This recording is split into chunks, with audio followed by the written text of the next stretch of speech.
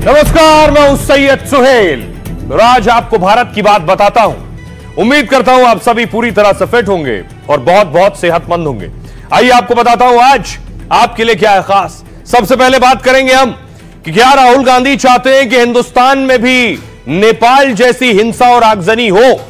राहुल ने क्यों कहा कि जेनजी यानी युवा अब लोकतंत्र और संविधान को बचाएंगे। आपको बताऊंगा क्या राहुल जेनजी को भड़का रहे हैं और देश का जेनजी और युवा क्या कह रहा है यह भी बताएंगे। इसके बाद बात करेंगे योगी के लिए गैंगस्टर भिड़ गए हैं। कल रोहित गोदारा ने योगी को धमकी दी थी इशारों इशारों में।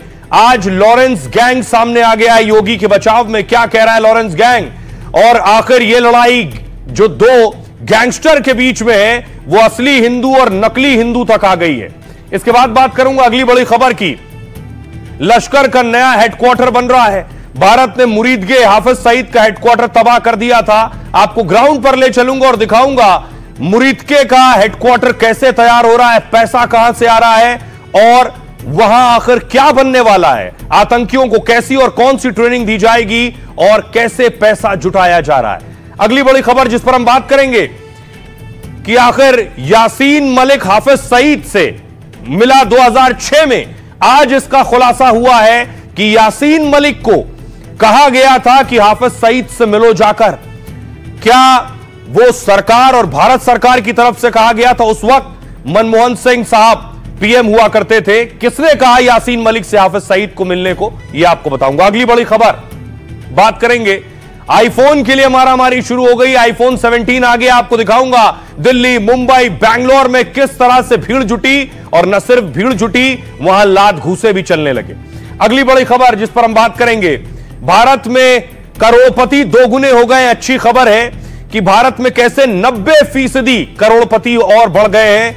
ये करोड़पति कैसे बढ़ रहे हैं, क्या करते हैं, क्या खरीदते हैं, इसका पैमाना क्या है, इस पर बात होगी। इसके बाद अगली बड़ी खबर आपको बताएंगे डीयू में यानी दिल्ली यूनिवर्सिटी में एबीवीपी का जादू है। 4 में से 3 पर एबीवीपी का कब्जा है, जो बता रहा है कि कैसे एबीवीपी और भगवा यूनिवर्सिटी में बढ़ रहा है आगे। इन तमाम खबरों पर करेंगे बात। आइए शुरू करें, उससे पहले हेडलाइंस।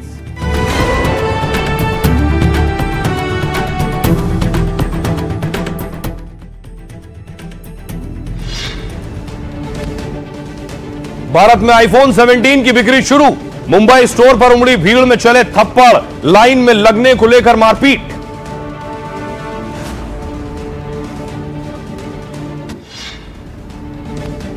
सेबी से क्लीन चिट मिलने के बाद अडानी ग्रुप के सभी शेयरों में बंपर उछाल। एक दिन में मार्केट कैप 66,000 करोड़ बढ़ा है। दिल्ली यूनिवर्सिटी चुनाव में 4 में से 3 सीटों पर एबीवीपी की धमाकेदार जीत के बाद जश्न। आर्यन मान बने अध्यक्ष और एनएसयूआई के राहुल झांसला उपाध्यक्ष बने। वोट चोरी के आरोप भी लगे। जैश ए मोहम्मद के बाद लश्कर कमांडर का कबूलनामा। ऑपरेशन सिंदूर में तबाह आतंकी शिविर को फिर बनाने का कासिम ने किया दावा।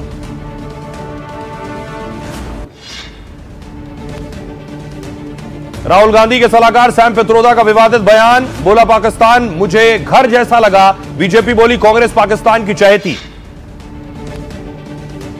राहुल गांधी ने कहा देश का जेनजी लोकतंत्र और संविधान बचाएगा। बीजेपी सांसद निशिकांत दुबे बोले गृह युद्ध भड़काना चाहते हैं राहुल। टेरर फंडिंग मामले में जेल में बंद यासीन मलिक के दावे पर भड़की बीजेपी। यासीन ने कहा था आतंकी हाफिज सईद से मिलने पर मनमोहन सिंह ने मुझे दिया धन्यवाद। नियुक्ति की मांग को लेकर पटना में बीपीएससी अभ्यर्थियों का प्रदर्शन। हाथों में तिरंगा लेकर बारिश के बीच सड़कों पर डटे प्रदर्शनकारी। दिशा पाटनी के घर फायरिंग मामले में शामिल 2 और आरोपियों का एनकाउंटर। बरेली के जंगलों से यूपी पुलिस ने दबोचा अब तक 4 गिरफ्तार। यूपी के मेरठ में कल बवाल के बाद आज हुआ बुलडोजर एक्शन। मछली के चक्कर में भिड़े थे हिंदू मुसलमान। यूपी के इटावा में एसएसपी की मां बीमार हुई तो जिला अस्पताल से डॉक्टर को जबरन उठा ले गए पुलिस वाले। विरोध में डॉक्टरों ने की हड़ताल।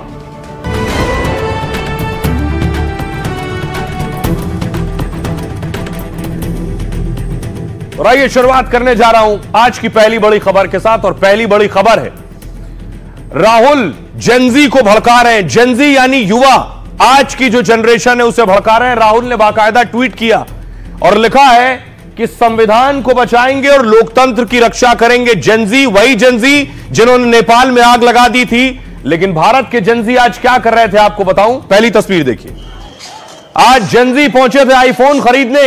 मुंबई में भारी भीड़ लगी थी युवाओं की और आईफोन की लाइन में मारपीट, लात घूसे और थप्पड़ चलने लगे।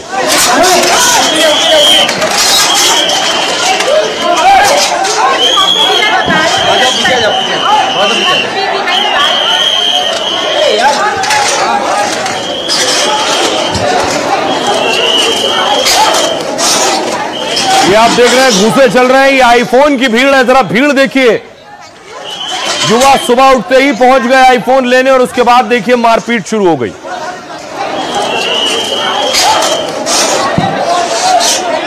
राहुल गांधी कह रहे हैं जेनजी लोकतंत्र और संविधान बचाएंगे, यानी वो चाहते हैं जेनजी सड़क पर निकले और मारपीट आगजनी करें। दूसरी तस्वीर देखिए। जेनजी दिल्ली में क्या कर रहे थे। दिल्ली में युवा, दिल्ली यूनिवर्सिटी स्टूडेंट यूनियन का चुनाव हुआ और चुनाव के नतीजे आए, यानी लोकतंत्र का झंडा बुलंद कर रहे थे युवा।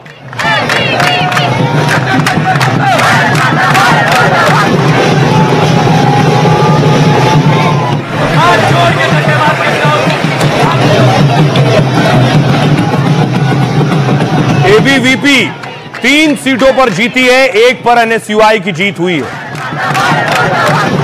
लेकिन राहुल गांधी क्या चाहते थे कि जेनजी भारत में इस तरह से सड़कों पर निकले, पुलिस से भिड़े, सरकार से लोहा ले, इस तरह संसद के आगे प्रदर्शन करें, राष्ट्रपति भवन के आगे और सुप्रीम कोर्ट के आगे। यह नेपाल जैसी स्थिति हो। अगली तस्वीर दिखाऊं। न सिर्फ नेपाल, लंदन में जेनजी क्या कर रहे थे। लंदन में स्टारमर के खिलाफ सड़कों पर निकले थे और प्रदर्शन कर रहे थे, लाखों की संख्या में सड़कों पर थे। फ्रांस में क्या कर रहे थे जेनजी, तस्वीर में आपको दिखाऊं। फ्रांस में आज लोग सड़कों पर उतरे और भिड़ गए, बजट कटौती के खिलाफ सड़कों पर प्रदर्शन कर रहे थे।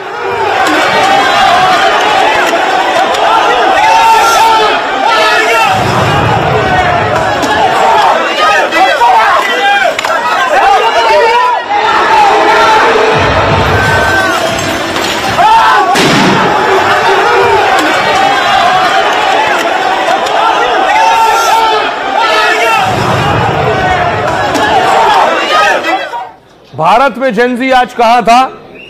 ये आईफोन खरीद की लाइन है। आज युवा आईफोन खरीदने के लिए पहुंचा सुबह सुबह।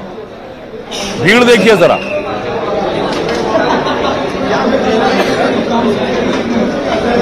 और इन सब की उम्र 20 से 30 साल वाली है, जो जेनजी कैटेगरी वाले हैं। राहुल गांधी चाहते हैं यही जेनजी सड़कों पर उतरकर उत्पात मचाए।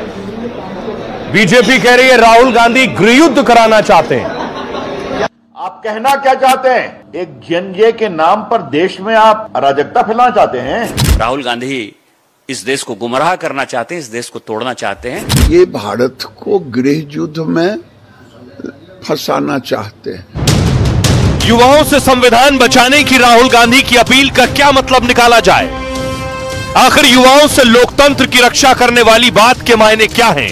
कहीं ऐसा तो नहीं कि राहुल गांधी को यह लगने लगा है कि देश के युवा नेपाल के नक्शे कदम पर चलने लगेगा। कहीं ऐसा तो नहीं राहुल देश के युवाओं को भड़काकर तख्ता पलट का ख्वाब देख रहे हैं। शायद राहुल गांधी ये भूल गए कि नेपाल के युवाओं को सिर्फ सरकार से नहीं बल्कि देश की एक एक पार्टी और एक एक नेता से शिकायत थी। राहुल शायद ये भी भूल गए कि हमारे देश का युवा 3 बार मोदी के साथ खड़ा हो चुका है। और आइए आपको बताऊं राहुल गांधी क्या चाहते हैं। भारत में भी तख्ता पलट हो जाए। बीजेपी कह रही है कि राहुल चाहते हैं कि गृह युद्ध हो जाए। वोट चोरी के मुद्दे पर राहुल हमलावर हैं। देश के युवा, देश के छात्र, देश के जेनजी संविधान को बचाएंगे, राहुल ने आज ट्वीट किया। लोकतंत्र की रक्षा करेंगे और वोट चोरी को रोकेंगे, मैं उनके साथ हमेशा खड़ा हूं। राहुल ने अपने पोस्ट में जेनजी का जिक्र किया। नेपाल में जेनजी क्रांति ने ओली सरकार को हटा दिया। राहुल के इस पोस्ट के बाद बीजेपी हमलावर हो गई।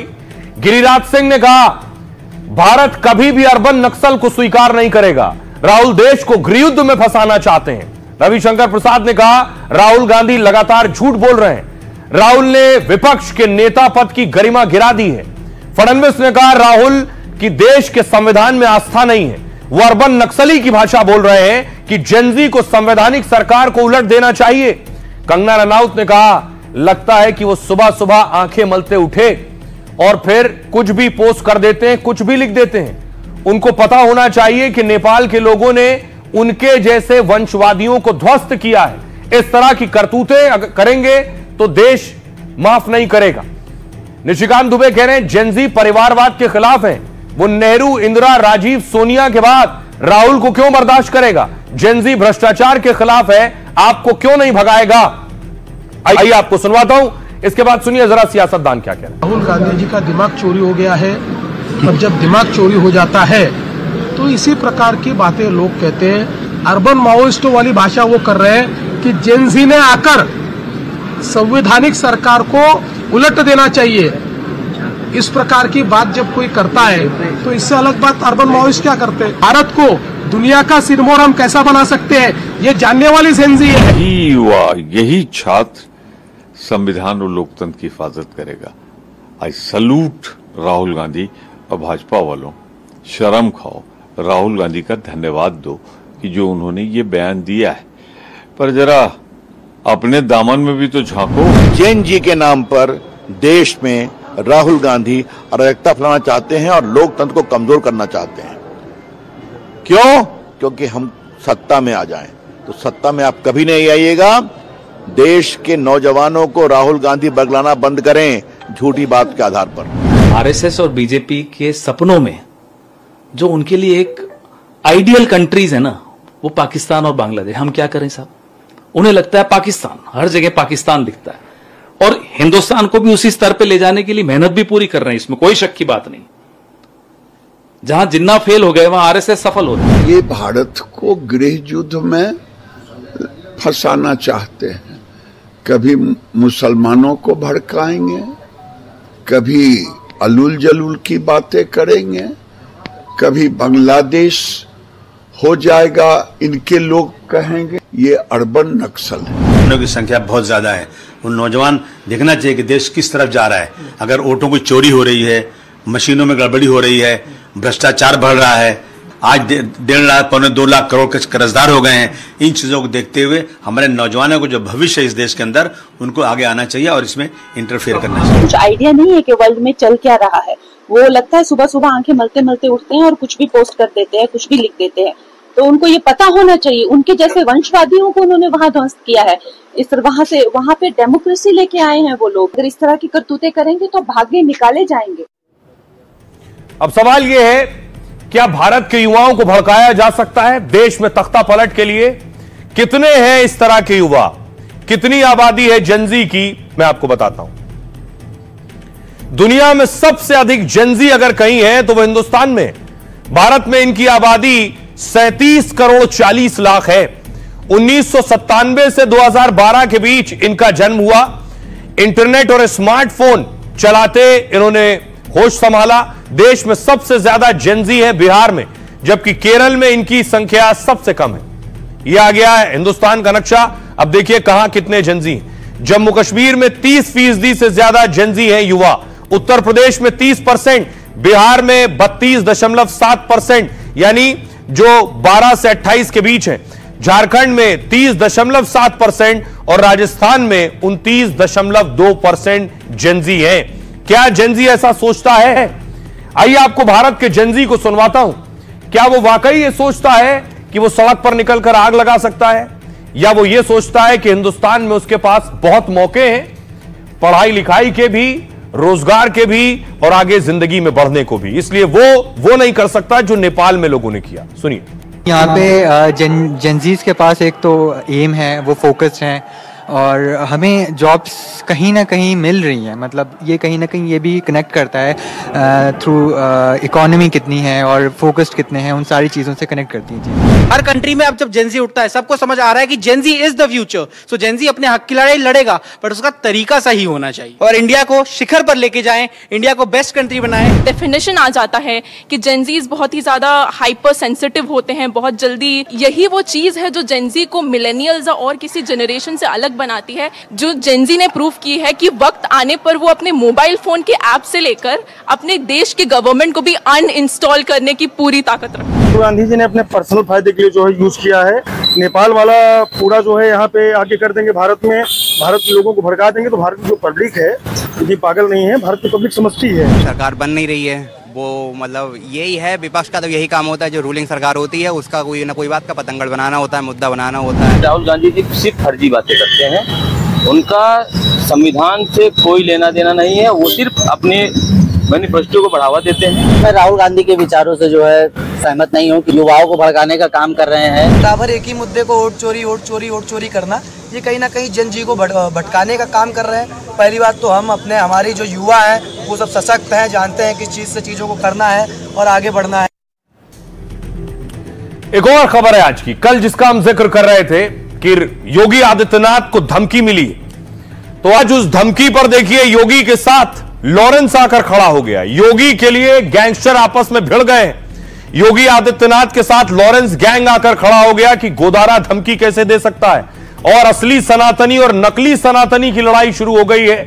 गोदारा के 2 शूटर कल ढेर किए गए, आज एक का एनकाउंटर हो गया। तस्वीर में आपको दिखाऊं, यह आप देख रहे हैं दिशा पाटनी केस में एक और शूटर का एनकाउंटर हुआ है। 4 शूटर थे, जिसमें से 2 ठोके जा चुके परसों और एक का एनकाउंटर आज हो गया। लेकिन रोहित गोदारा ने धमकी दी थी योगी को कि कोई कितना भी ताकतवर क्यों ना हो, उसके खिलाफ हम जरूर कदम उठाएंगे और बदला लेंगे। अब देखिए लॉरेंस गैंग ने बाकायदा पोस्ट लिखा है और कहा है वो योगी के साथ हैं, योगी को चुनौती देने वालों का खात्मा करेंगे। तो योगी पर 2 गैंगस्टर भिड़ गए।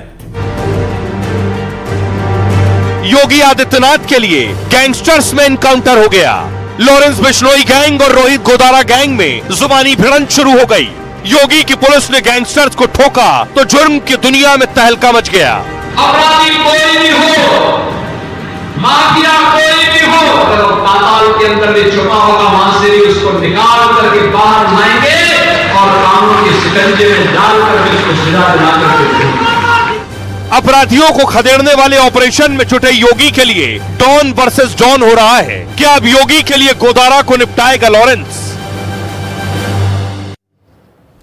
तो देखिए लॉरेंस योगी के साथ योगी की तरफ आकर खड़ा हो रहा है, गोदारा से भिड़ रहा है। क्या कह रहा है देखिए जरा। योगी पर दोनों गैंगस्टर आमने सामने हैं। गैंगस्टर रोहित गोदारा को लॉरेंस गैंग ने चुनौती दी है। सनातन और योगी के अपमान पर गोदारा को फटकार लगाई है। गद्दार और जयचंद कहकर लात मार के भगाने का दावा किया है, क्योंकि कल रोहित गोदारा ने सीएम योगी को चैलेंज किया था। अपने 2 गुर्गों के एनकाउंटर से बौखलाकर गोदारा ने धमकी दी, जिसके बाद आज लॉरेंस गैंग ने रोहित गोदारा को अल्टीमेटम दिया है। लॉरेंस गैंग के गैंगस्टर हरी बॉक्सर ने फेसबुक पर लिखा, महान योगी जिन्होंने भारत के युवाओं में हिंदुत्व की ज्वाला जलाई है, ऐसे योगी को ये जयचंद सनातन का ज्ञान देने की कोशिश कर रहे हैं। कोई सनातन पर उंगली उठाएगा तो हर हिंदू जवाब देना जानता है। दरअसल गैंगस्टर गोदारा के 2 शूटर्स का एनकाउंटर और 2 अरेस्ट हुए। भड़के गोदारा ने इसे सनातन के लिए बलिदान बताकर हम बदले की धमकी दी। लॉरेंस के गुर्गे ने पलटवार कर कहा, गद्दार के ज्ञान की जरूरत नहीं है, जेब खर्च चलाने के लिए ये ऐसी हरकतें करते हैं, इसलिए इसको ग्रुप से लात मार कर भगाया गया था। यानी गोदारा लॉरेंस के ही गैंग में था और भगाया गया था वहां से। आइए अब आपको बताऊं कि गोदारा के पिता भारत में ही रहते हैं और गोदारा के घर भी रेड होती है। पिछले दिनों रेड हुई तो गोदारा के पिता रो पड़े। ये गोदारा के पिता को देख रहे हैं। ठीक है, आप रोना देखो, वो तो मेरे सामने मेरा पुलिस आएंगे।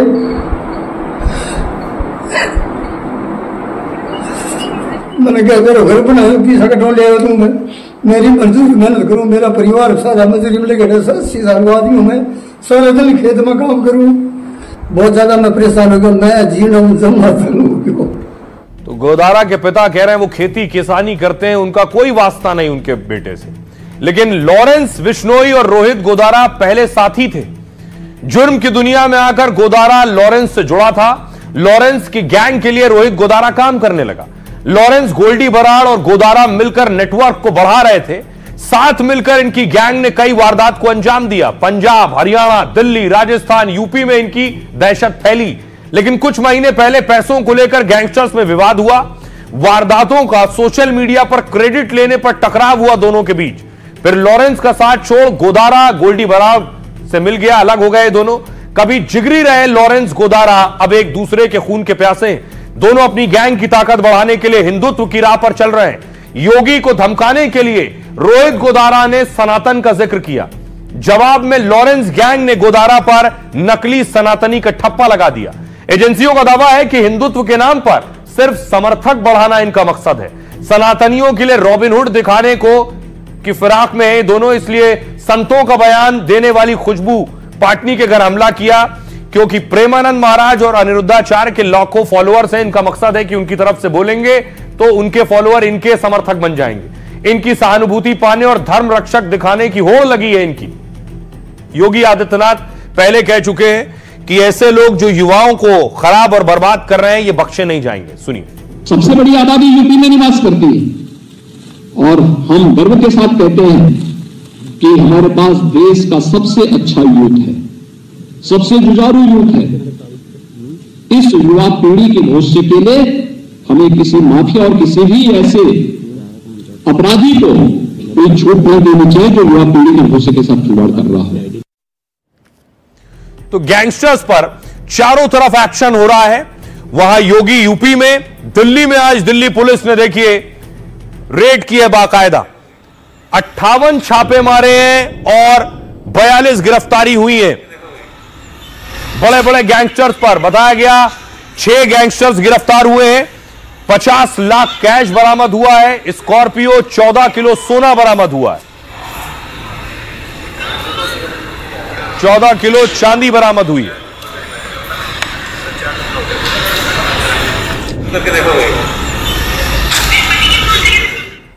आखिर ये शूटर्स योगी पर क्यों बोल रहे हैं? क्योंकि उत्तर प्रदेश से ही ये अपने शूटर उठाते हैं। ये जो गैंगस्टर्स बोल रहे हैं, यूपी से ही इन्हें मिलते हैं लड़के। गुर्गे बनाने के लिए गैंगस्टर्स यूपी के लड़कों पर फोकस करते हैं।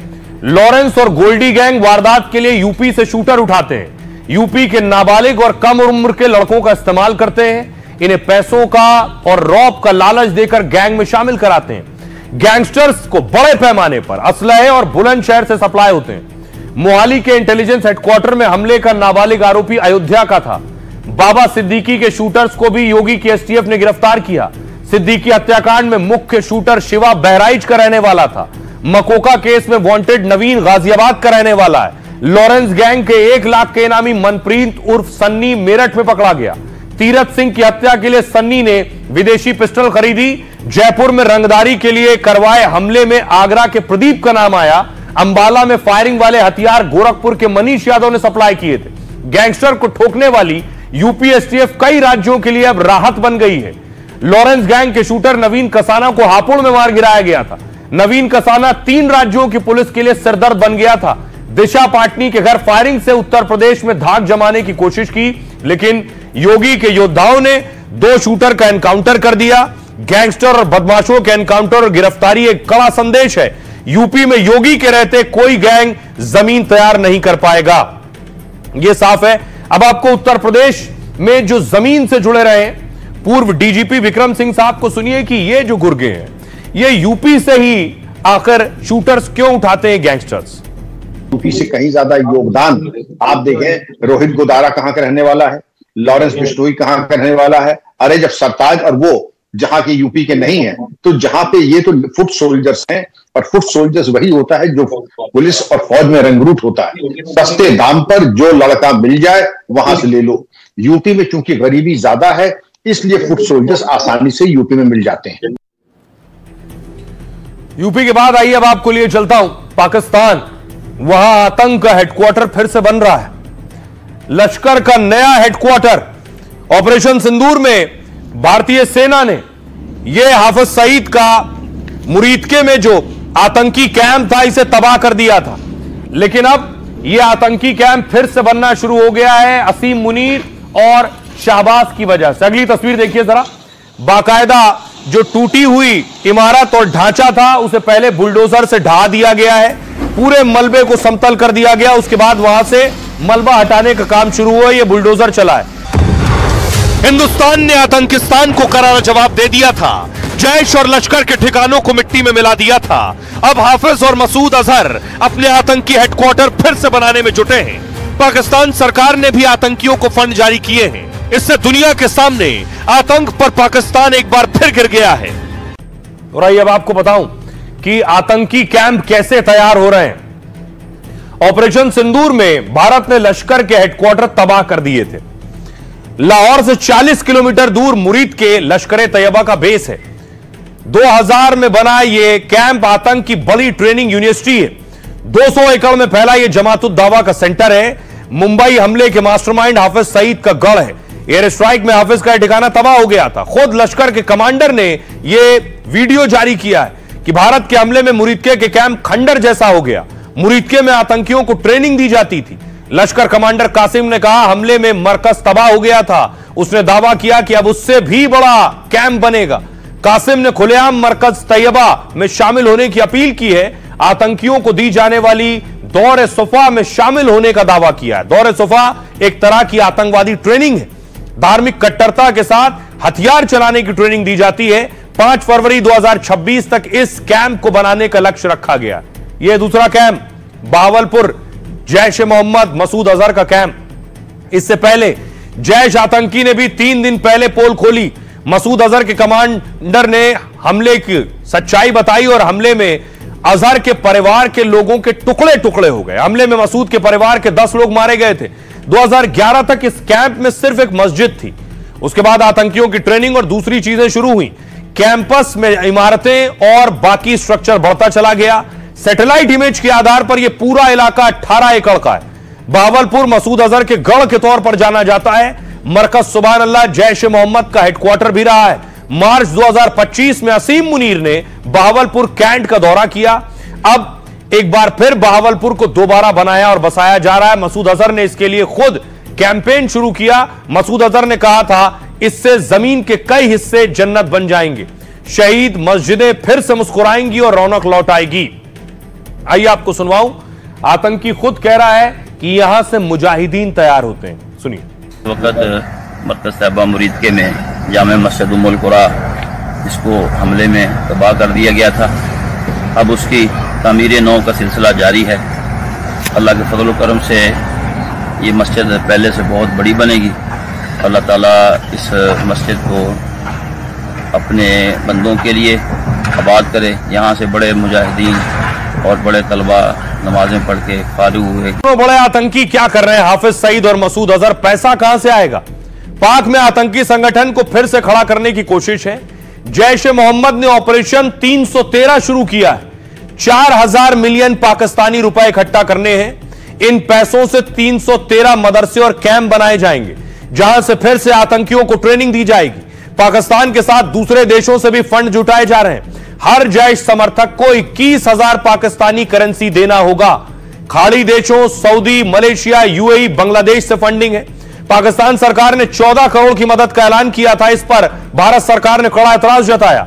आईएमएफ के लोन के पैसे आतंकी संगठनों को नहीं मिलने चाहिए। इस आतंकी संगठन को दोबारा खड़ा होने में मदद मिली। अगली तस्वीर हाफिज सईद की आप देख रहे हैं। इससे पहले मसूद अजहर का तरीका फंड जुटाने का मैंने आपको बताया।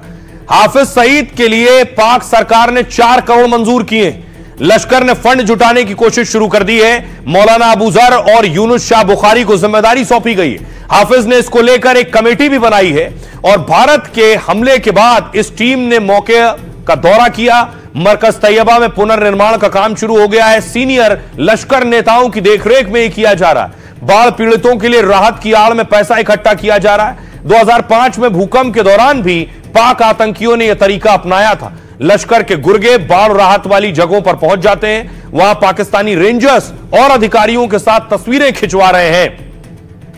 सुनिए जरा, defence expert major general AK Siwach साहब बता रहे हैं कि आतंकवाद की कमर तोड़ दी ऑपरेशन सिंदूर ने।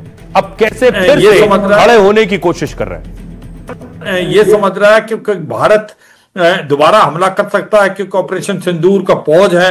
तो इन्होंने ये हेडक्वार्टर और जो बाकी इनका जो टेरर का इंफ्रास्ट्रक्चर है उसको वो शिफ्ट कर रहे हैं, और वो शिफ्ट कर रहे हैं वेस्ट की तरफ, कि भाई ऐसा लगे कि आपकी बार इतना आसानी से भारत के बॉर्डर के नजदीक ना होके वो अपने जो खैबर पख्तूनख्वा के अंदर बना रहे हैं। मगर उनको ये समझना चाहिए भारत के पास मिसाइलें हैं, रॉकेट्स हैं, हमारे पास ब्रह्मोस भी है, अग्नि भी है, पृथ्वी भी है, और उसके बाद हमारे पास स्कैल्प मिसाइल भी है। पाकिस्तान कहीं भी अपने टेरर इंफ्रास्ट्रक्चर को छुपा ले, भारत वहां पर घुस के मारेगा। और यह समझना चाहिए पाकिस्तान को कि अगर वो उन्होंने टेरर इंफ्रास्ट्रक्चर को अपने वेस्ट की तरफ मूव कर दिया, स्पेशली खैबर पख्तूनख्वा में, वो सेफ नहीं है। अब सोचिए जरा, सिवाज साहब को आप सुन रहे थे, भारत ने ऑपरेशन सिंदूर किया पहलगाम के बाद, लेकिन 26/11 के बाद भारत ने कोई हमला नहीं किया, जब हमारे 260 से ज्यादा लोग मारे गए। आखिर ऐसा क्यों था? तब की और अब की नीति में क्यों फर्क है? एक तस्वीर देखिए, ये आप देख रहे हैं यासीन मलिक की। यासीन मलिक जेल में है, आतंक फंडिंग, आतंकवाद और बहुत से आरोप यासीन मलिक पर है। अगली तस्वीर में आपको दिखाऊं कि यासीन मलिक हाफिज सईद के साथ आप देख रहे हैं, यह भारत की जेल में बंद है, हाफिज सईद से मिलने पहुंचा था, हाफिज सईद से मिला, लेकिन हाफिज सईद से किसके कहने पर मिला? किसी ने तो कहा, क्योंकि यह खुलासा खुद इसने किया है। उसके बाद इसका कहना है कि डॉक्टर मनमोहन सिंह, स्वर्गीय डॉक्टर मनमोहन सिंह ने इसका शुक्रिया अदा किया कि यह हाफिज सईद से मिला। क्या इसके खुलासे में दम है? यह यासीन मलिक का खुलासा अगली तस्वीर में आपको दिखाऊं। सवाल यह उठ रहा है, विरोधी सवाल पूछ रहे हैं, क्या कांग्रेस की नीति आतंकवाद को लेकर ऐसी थी कि आतंकवादियों से मिलना और मुलाकात भी शामिल है? आइए मैं आपको बताऊं कि आखिर यासीन मलिक क्या कह रहा है। यासीन मलिक ने दावा किया है, सनसनीखेज दावा है, हाफिज सईद से मुलाकात पर मनमोहन सिंह ने शुक्रिया कहा था इसको। यासीन मलिक ने पाकिस्तान जाकर हाफिज से मुलाकात की थी, इसके बाद देश लौटकर मनमोहन सिंह से मिले थे। ये वो तस्वीर देख रहे हैं मनमोहन सिंह से मिलने की। यासीन का दावा है, पूर्व पीएम ने धन्यवाद और आभार जताया था। दिल्ली हाईकोर्ट में यासीन ने यह हलफनामा दिया है। यासीन का दावा है कि आईबी डायरेक्टर ने तुरंत मनमोहन को जानकारी दी थी। आईबी यानी खुफिया विभाग, इंटेलिजेंस ब्यूरो, आईबी डायरेक्टर के कहने पर हाफिज से मिलने का दावा है। यानी ये हाफिज से वो जो तस्वीर देख रहे हैं इसलिए मिला था, इसका कहना है, क्योंकि देश के आईबी डायरेक्टर ने कहा था जाकर हाफिज से मिलो। तत्कालीन एनएसए के नारायण भी मनमोहन के साथ बैठक में थे। यासीन मलिक जेकेएलएफ का चीफ है और टेरर फंडिंग मामले में उम्र कैद की सजा काट रहा है। इस खुलासे के बाद बीजेपी ने आतंकवाद पर यूपीए को घेरा है और बीजेपी अब सवाल पूछ रही है और एग्रेसिव होकर आक्रामक रूप से, सुनिए। टेररिस्ट के साथ, हफीज वगैरह के साथ तो संपर्क में थे, तो पहले भी आता है एफिडेविट के द्वारा हुआ है। मीन्स इनका अप्रोच क्या था? आज देश में टेररिस्ट एक्टिविटी क्यों कम हुआ है?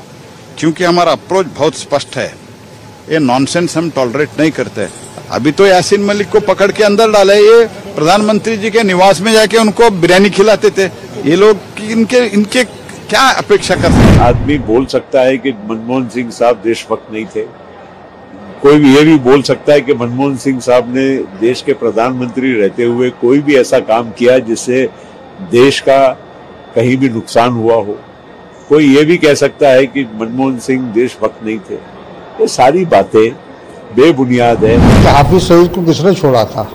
किस हुकूमत ने छोड़ा था? किसने हवाई जहाज को बैठा कर उनको क्या नाम था? कंधार किसने छोड़ा था? किसकी सरकार थी उस वक्त? अटल जी की सरकार थी। उसको वो याद नहीं कर रहा है कोई।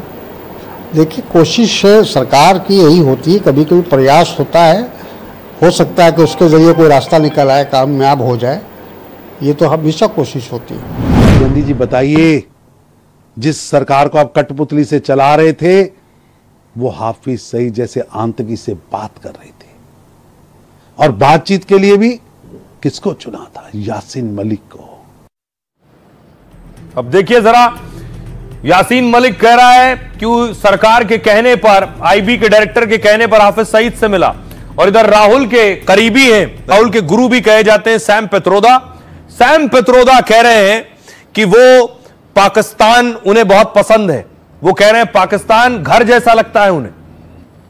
पित्रोदा ने एक इंटरव्यू में पाक दौरे का जिक्र किया। आपने पाकिस्तान जाने पर वहां घर जैसा महसूस हुआ। पित्रोदा ने नेपाल और बांग्लादेश की भी तारीफ की। बांग्लादेश और नेपाल दोनों जगहों पर घर जैसा लगा। ऐसा लगा ही नहीं कि विदेशी धरती पर हूं। पित्रोदा के इस बयान पर बीजेपी ने हमला बोला। प्रदीप भंडारी ने कहा कांग्रेस को घेरा, राहुल के चहेते को पाक में घर जैसा महसूस हुआ। कोई आश्चर्य नहीं, 26/11 के बाद भी सख्त कार्रवाई नहीं हुई। पाकिस्तान का चहेता कांग्रेस का चुना हुआ है। सुनिए जरा, बीजेपी अब इस पर हमलावर है। सवाल पूछ रही है कि आखिर कांग्रेस के नेता को पाकिस्तान भी घर जैसा क्यों लगता है। सुनिए। Pakistan, and I must tell you, I felt at home. Pakistan जाने पर वहां घर जैसा महसूस होता है। बांग्लादेश और नेपाल दोनों जगह पर घर जैसा लगा। ऐसा लगा ही नहीं कि विदेशी धरती पर हूं। I don't feel like I'm in foreign country. हमारे सैनिकों का और इस देश के 140 करोड़ देशवासियों का अपमान है। और ये जो कथनी इन्होंने द्वारा कही गई है, अगर ये एंटी नेशनल नहीं है, राष्ट्र विरोधी नहीं है, तो क्या है? तो फिर जाओ और वहां रहो, तो फिर जाओ और वहां रहो। उस पार्टी के नेता हो हमेशा तुष्टीकरण की राजनीति के तहत केवल कुछ लोगों को खुश करने के लिए करते हैं, जबकि माननीय प्रधानमंत्री नरेंद्र मोदी जी देश की गरीब जनता के, मध्यम वर्गीय जनता के दिलों पर राज कर रहे हैं। और सब लोगों को मानना है मोदी जी उनके अभिभावक हैं, जिन्होंने देश को, प्रदेश को आगे बढ़ाने का काम किया है। और आइए खबरों में आगे बढ़ते हैं। आज की एक और बड़ी खबर है, और बड़ी खबर है आईफोन पर दे दनादन। क्या हो रहा है आईफोन पर, आपको बताऊंगा। पहली तस्वीर देखिए जरा, ये हो रही है मार। आईफोन लेने गए थे और उसके बाद एक दूसरे पर हाथ चलाने लगे, थप्पड़ लगाने लगे, घूंसे चलने लगे। ये आईफोन के लिए मार हो रही है।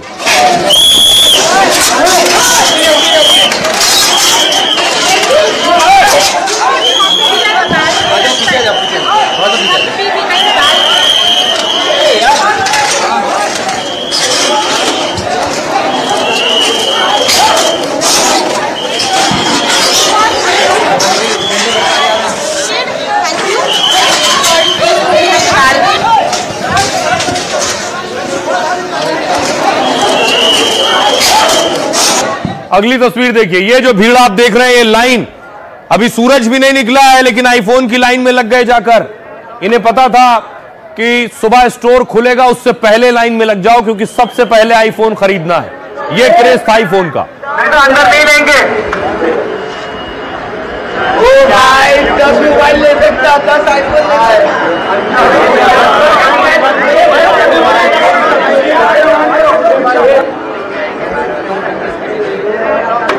दूसरी तस्वीर जरा देखिए दिल्ली की। ये दिल्ली में आईफोन की लाइन है, तो हर बड़े शहर में ये लाइन नजर आ रही है आईफोन खरीदने की, कि सबसे पहले आईफोन इनके हाथ में हो। अगली तस्वीर देखिए, ये बेंगलुरु लिए चलता हूं आपको। बेंगलुरु की तस्वीर है, वहां भी वैसी ही भीड़ लगी हुई है।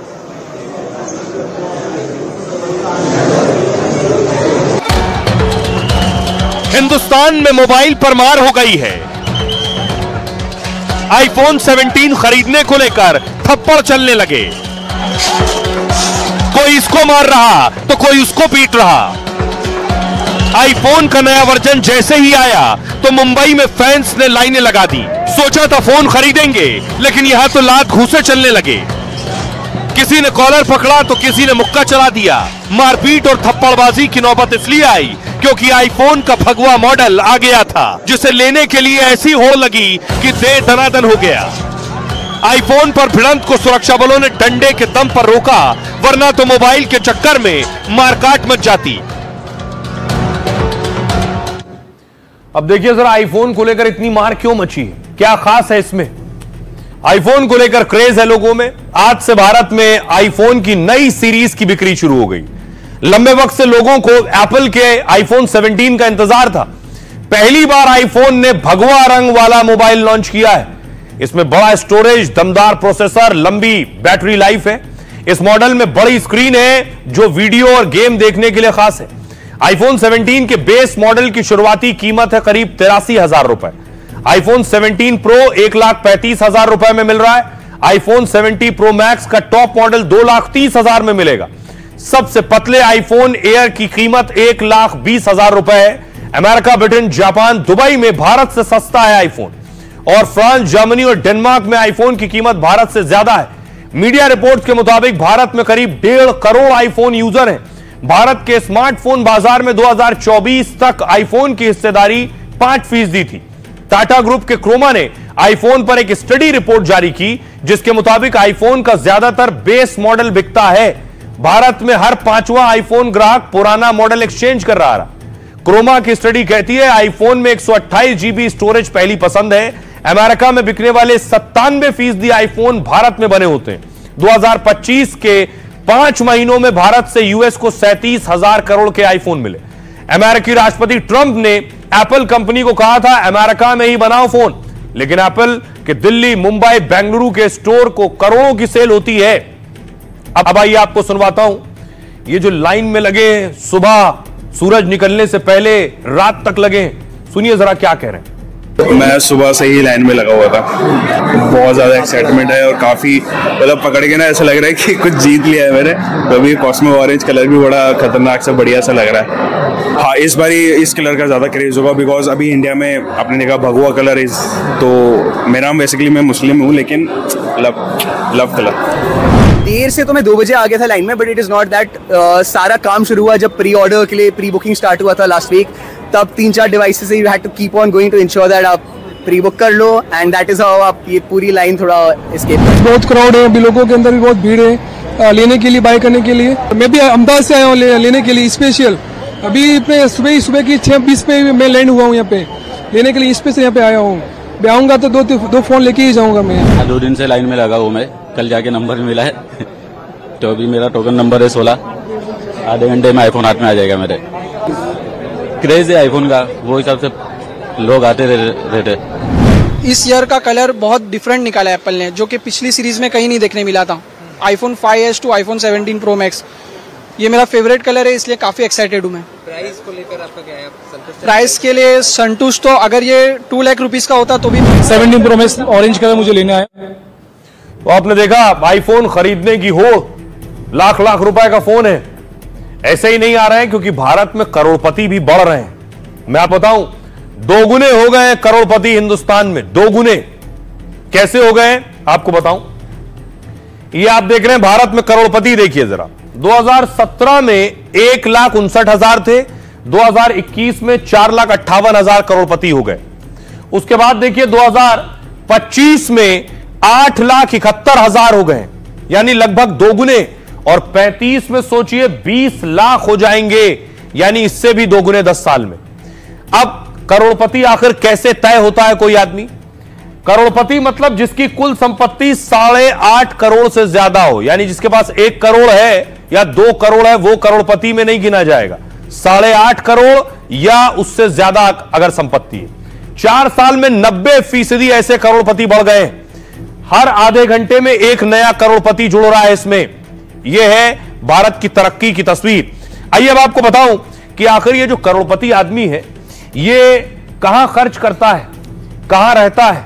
देखिए कहां कितने करोड़पति हैं। महाराष्ट्र में 1,78,000 करोड़पति हैं, दिल्ली में 79,800 हैं, तमिलनाडु में 72,600 करोड़पति हैं, और कर्नाटक में 68,800 करोड़पतियों की संख्या है। गुजरात में 68,300 है यह संख्या, और मुंबई में 1,42,000 है।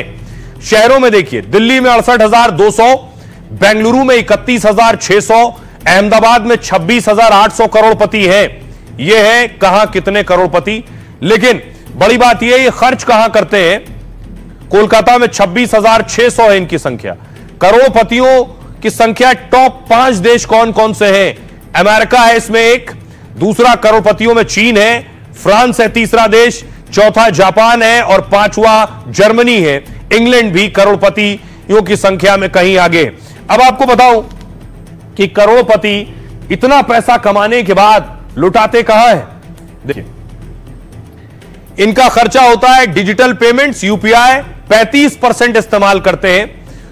स्टॉक मार्केट और रियल एस्टेट में निवेश करते हैं करोड़पति। सोना और लग्जरी ब्रांड्स में पैसा खर्च करते हैं। इसके अलावा क्या क्या खरीदते हैं देखिए।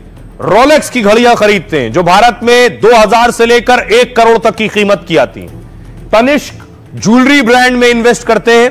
साथ ही एमिरेट्स बैंक इनका पसंदीदा बैंक है। HDFC बैंक भी इनका पसंदीदा बैंकों में आता है।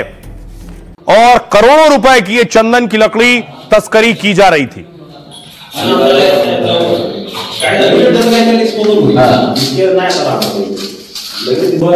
वही पुष्पा वाला लाल चंदन आप देख रहे हैं।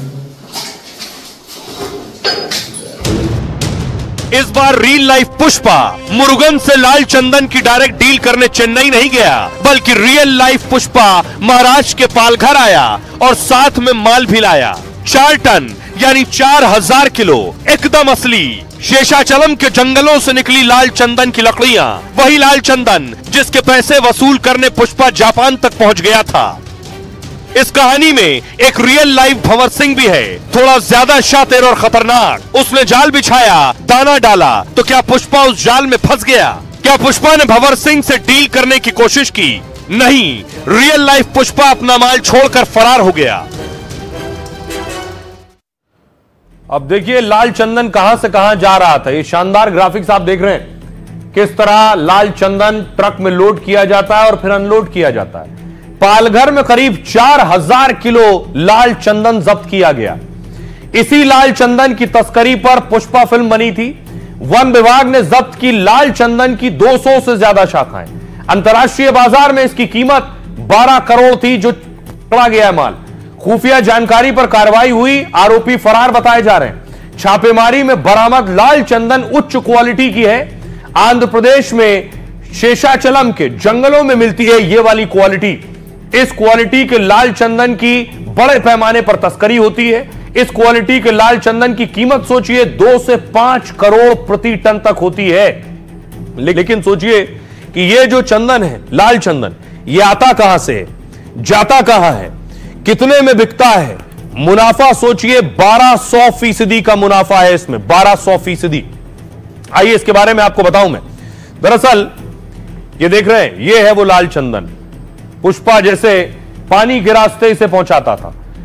क्या खासियत है इसकी? रक्त चंदन या लाल सोना भी कहते हैं इसे। औषधीय गुणों से भरपूर और ब्यूटी प्रोडक्ट्स में इसका इस्तेमाल होता है। इससे डेकोरेटिव आइटम्स बनाए जाते हैं। सफेद चंदन में खुशबू होती है लेकिन इसमें ना के बराबर। फिर भी इसका इस्तेमाल महंगे परफ्यूम बनाने में होता है।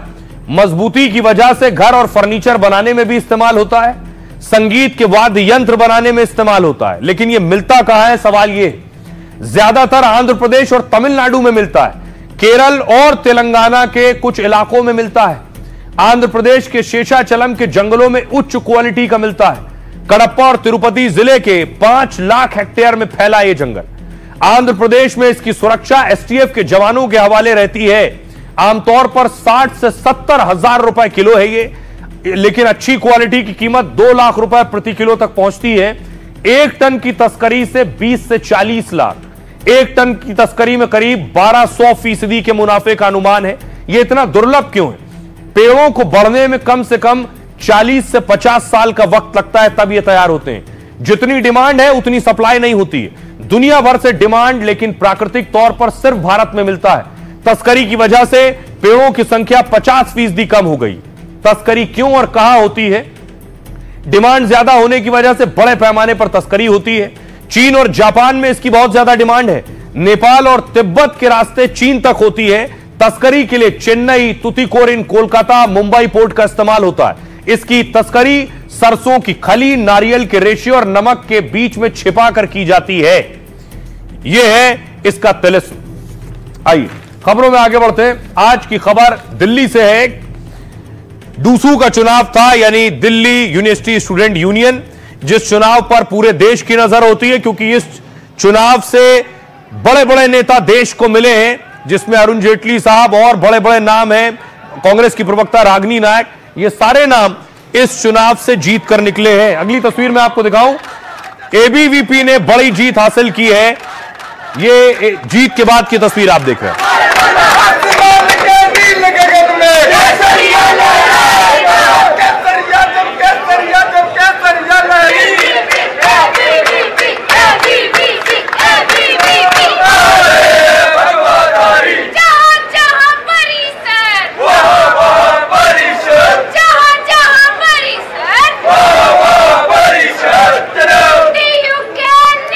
एनएसयूआई को देखिए, एनएसयूआई ने भी खाता खोला है एक सीट पर।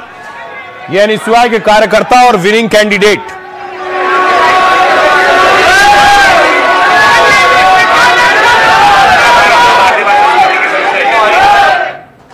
यह तस्वीर आप देख रहे हैं, एबीवीपी के हेडक्वार्टर में जश्न है, बड़ी जीत है। माना जाता है ये जो डीयूसू से चुनकर आते हैं, ये भारत की सियासत में भी आगे चलकर बड़ा रोल निभाते हैं। आइए आपको बताऊं कि आखिर डूसू का जो रिजल्ट रहा, वो नतीजे क्या कहते हैं और कौन से कैंडिडेट्स हैं जो इसमें जीते। 3 सीटों पर एबीवीपी का कब्जा है, 1 सीट पर एनएसयूआई ने खाता खोला है। अध्यक्ष सचिव, संयुक्त सचिव एबीवीपी के, उपाध्यक्ष एनएसयूआई का। 2024 में अध्यक्ष और संयुक्त सचिव पद पर एनएसयूआई की जीत हुई थी। पिछले 6 चुनाव में 4 बार डूसू अध्यक्ष का पद एबीवीपी के पास। और अध्यक्ष कौन बना है आपको बताऊं, अध्यक्ष आर्यन मान बने हैं जो कि एबीवीपी के कैंडिडेट हैं। उपाध्यक्ष राहुल झांसला एनएसयूआई के, सचिव कुणाल चौधरी एबीवीपी के हैं और संयुक्त सचिव दीपिका झा एबीवीपी की कैंडिडेट है।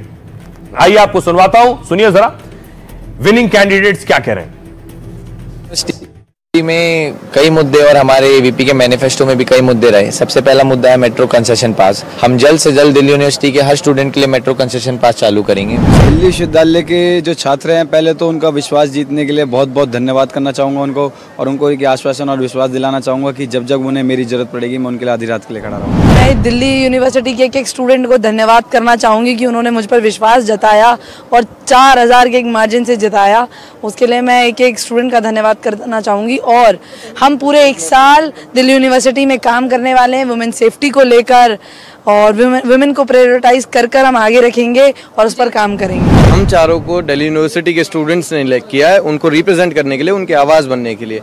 तो हम कुछ अलग तो है नहीं, चाहे हम अलग अलग संगठन से आते हों, लेकिन हम हैं फिर भी एक यूनियन। हम एक साथ मिलकर के छात्र हितों में काम करेंगे। और आइए एक और खबर है, आज की बड़ी खबर। कल हमने आपको बताया था कि हिंडनबर्ग की कैसे पोल खुली, अडानी ग्रुप के शेयरों में उछाल आई है। कल सेबी ने बताया था कि हिंडनबर्ग की रिपोर्ट बेबुनियाद है, पूरी तरह से गलत है हिंडनबर्ग की रिपोर्ट। और उसके बाद अडानी ग्रुप को क्लीन चिट दी थी, और इस क्लीन चिट के बाद देखिए कैसे बल्ले बल्ले हुई है। सेबी की क्लीन चिट के बाद अडानी ग्रुप के शेयरों में उछाल हुई। अडानी ग्रुप के मार्केट कैप में 66,000 करोड़ की बढ़ोतरी हुई। अडानी पावर के शेयरों में 12.4% की उछाल है। अडानी टोटल गैस में 7.3% की बढ़ोतरी हुई है। अडानी ग्रीन एनर्जी में 5.3% का उछाल आया है। अडानी इंटरप्राइजेज में 5.1% की तेजी दर्ज की गई। Adani energy solutions, Adani port सहित बाकी शेयर भी चढ़े हैं। हिंडनबर्ग के आरोपों में कल सेबी ने क्लीन चिट दी। आज बाजार खुलते ही कंपनी के शेयरों में उछाल आया है। बड़ी बात यह है कि बहुत से लोग हिंडनबर्ग की रिपोर्ट के आधार पर ही देश के कारोबारियों को नुकसान पहुंचाने की कोशिश कर रहे थे। सुनिए जरा सियासतदान क्या कह रहे हैं। क्या उनका रिश्ता था ऐसी विदेशी ताकतों द्वारा प्रायोजित बायस्ड और आर्थिक हितों के खिलाफ हमारी रिपोर्ट को सपोर्ट करने का, और उसके पीछे क्या मकसद था, इसको लेकर अब कांग्रेस को खुलासा करना चाहिए। रिपोर्ट आ गई है सेबी की कि कुछ घोटाला नहीं है, तो सब चीजें ठीक हो गई हैं, सब चीजें ऊपर आ गए हैं, रेट भी ठीक आ गए। तो क्या विपक्ष ने जब हंगामा करके 12 लाख करोड़ लोगों के गाढ़ी कमाई के घाटा कराए थे, तो क्या विपक्ष दे सकता है उनको? कानून के राज में कानून से बड़ा कुछ नहीं है, और कानून के घेरे में वो निर्दोष पाए गए, हम उसका स्वागत करते हैं। तो अच्छी बात है ना, जो गलत है गलत बोल दिया, जो ठीक है वो ठीक बोल दिया, तो उसमें क्या। और आइए खबरों में आगे बढ़ते हैं। अब आपको दिखाने जा रहा हूं, कुंभ के दौरान आपने देखा था बहुत से लोग कुंभ स्नान वर्चुअल कर रहे थे। अब देखिए जरा ऑस्ट्रेलिया अमेरिका से वर्चुअल पिंडदान भी हो रहा है। तस्वीर देखिए, रूस से आए हैं विदेशी जो पिंडदान करने आए हैं।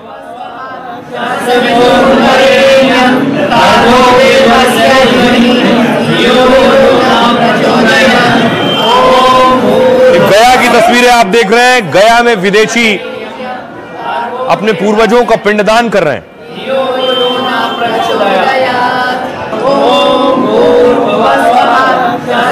और बाकायदा पूरे विधि विधान के साथ विदेशी पिंडदान कर रहे हैं।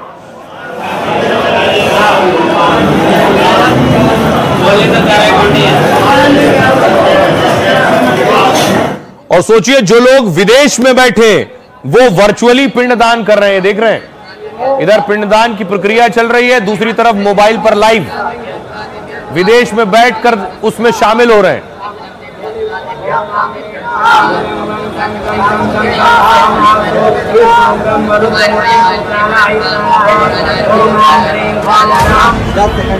दुनिया भर में डिजिटल क्रांति तूफानी रफ्तार से बढ़ रही है। बर्थडे और शादी के बाद अब पूजा भी मोबाइल पर शुरू हो गई है। पूर्वजों के मोक्ष के लिए काशी और गया में पिंडदान करने वाली भीड़ लगी है। काशी में तो हाईटेक पंडित विदेशों से डिजिटल पिंडदान करा रहे हैं। इसके लिए बाकायदा कैमरा, ट्राइपॉड सब सेटअप किया जाता है। ऑस्ट्रेलिया, अमेरिका से यजमान वीडियो कॉल से जुड़ जाते हैं। पिंडदान और दान सब ऑनलाइन होता है। काशी की इस डिजिटल क्रांति ने विदेश में रहने वाले भारतीयों के लिए पिंडदान काफी आसान बना दिया है। अब आइए आपको बताऊं वर्चुअली पिंडदान कैसे हो रहा है। पहली बार सुना होगा आपने भी, तो देखिए जरा। पिंडदान हिंदू धर्म में पूर्वजों से जुड़ी एक विशेष परंपरा है। यहां भारत में पिंडदान होता है, मोबाइल पर लाइव विदेश में बैठे हुए लोग देखते हैं। कहते हैं पिंडदान से पूर्वजों को मोक्ष की प्राप्ति होती है, इसलिए गया और काशी को विशेष स्थान माना गया। इसलिए दुनिया भर से लोग यहां पिंडदान करने आते हैं। पिंडदान 16 दिन तक चलने वाले पितृपक्ष में किया जाता है और इस समय पितृपक्ष चल रहा है जो कि 21 सितंबर तक चलेगा। इसलिए काशी के पंडितों ने डिजिटल पिंडदान की शुरुआत कर दी है। इसमें विदेशों से लोग कोरियर से पिंडदान का सामान भेजते हैं, फिर वीडियो कॉल के जरिए पूजा पाठ में शामिल होते हैं। काशी में एक पंडित बतौर प्रतिनिधि पूजा में शामिल होते हैं, जो कि पिंडदान कराने वाले शख्स की जगह पूजा करते हैं। पूरे विधि विधान से पिंडदान के तमाम पूजा पाठ संपन्न होते हैं और इसके बाद विदेशी यजमान दक्षिणा भी ऑनलाइन पेमेंट के जरिए करते हैं और इसी के साथ विदेश में बैठे बैठे पूर्वजों का पिंडदान पूरा हो जाता है। आइए आपको सुनवाता हूं, सुनिए जरा जो पिंडदान कर रहे हैं, करा रहे हैं, वो क्या कह रहे हैं। यह बहुत ही अच्छा अनुष्ठान है। यह हमारे लिए बहुत महत्वपूर्ण है। हम बस इतना कहते हैं कि सभी लोगों का बहुत बहुत धन्यवाद। Thank you so much for all people Hindu.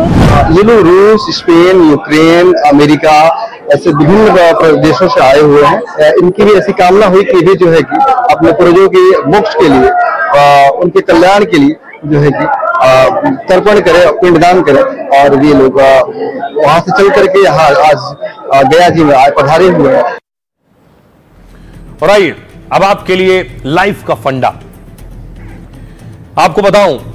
जिंदगी में धन दौलत और शोहरत से थोड़े पल की खुशी मिलती है, लेकिन सबसे अहम यह है कि आपने समाज और अपनों को क्या दिया और उनके लिए क्या किया। रतन टाटा की जिंदगी इसकी मिसाल है। वो करोड़ों के मालिक थे, देश के सबसे पुराने और सबसे बड़े कारोबारी समूह के मुखिया थे। अपने फैसलों और जोखिम लेने की आदत से उन्होंने टाटा समूह को देश और दुनिया में नई ऊंचाइयों तक पहुंचाया। लेकिन वो हमेशा यही सोचते रहते कि मैं कंपनी के कर्मचारियों और देश के लोगों को कैसे फायदा पहुंचाऊं। जब उन्हें लगा कि भारत में बहुत से लोग पैसों की कमी के चलते कार नहीं खरीद पा रहे हैं, तो दुनिया की सबसे सस्ती कार टाटा नैनो लॉन्च की। 26/11 हमले के बाद ताज होटल के कर्मचारियों की मदद के लिए वो आगे आए। पीड़ित परिवार को जिंदगी भर सैलरी और पेंशन का ऐलान किया। कोरोना के दौरान जब बड़ी बड़ी कंपनियां छटनी कर रही थीं, तब अपनी जेब से पैसे देकर 115 कर्मचारियों की नौकरी बचाई और कह दिया कि कंपनी के लोग कर्मचारी नहीं, मेरा परिवार है। दरियादली की मिसाल रतन टाटा ने अहम फंडा दिया। जिंदगी में तेज चलना है तो अकेले चलो, लेकिन अगर दूर तक चलना है तो साथ में चलिए। तो जहां से जो अच्छा मिले उसे अपनाइए। अपनों का बहुत बहुत ख्याल रखिए। रुक रहे हैं एक छोटे से ब्रेक के लिए, लौट रहे हैं कुछ ही पलों।